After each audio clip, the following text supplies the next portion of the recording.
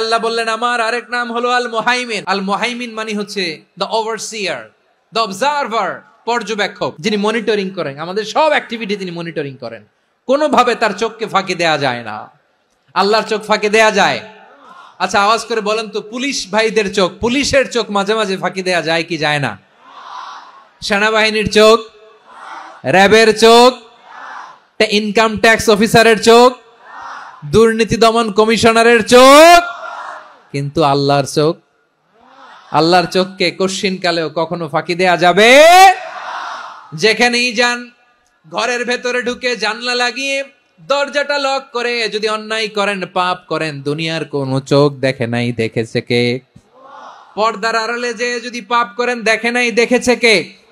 গহীন সাগর তলে ঢুকেও যদি অন্যায় করেন, কেউ দেখে না, সেটা দেখেন কে?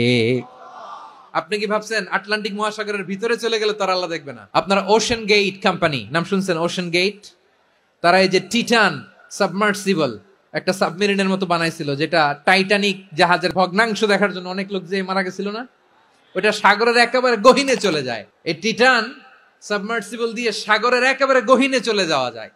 তো ওইটার ভিতরে ঢুকে যদি আপনি আটলান্টিকের তলায় চলে যান, তাইলেই তো আল্লাহরে ফাঁকি দিতে পারবেন, আর তো আল্লাহ দেখতে পারবে না।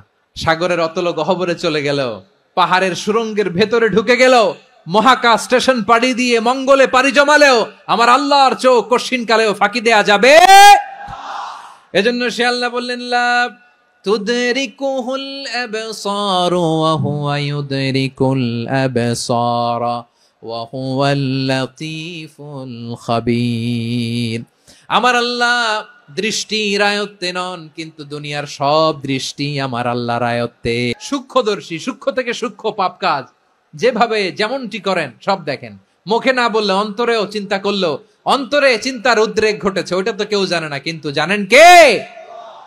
এভাবে যিনি সূক্ষ্মভাবে মনিটর করেন, ওভারসি করেন, অবজারভেশন করেন, তার নাম হচ্ছে আল মুহাইমিন, পর্যবেক্ষক। আসুন আমাদের রবকে চিনি। কার সামনে কপাল ঘষে সেজদা দেন তারে চিনে নেন। কার সামনে ফরিয়াদের দুই হাত উঠে কাঁদেন, দুই হাত তুলে রোনাজারি করেন, তাকে জেনে নেন। তিনি হচ্ছেন আল মুহাইমিন, দ্য অবজারভার, পর্যবেক্ষক। কেউ যেটা দেখে না সেটা দেখেন কে? Be a part of our vision. Do listen and share the khair.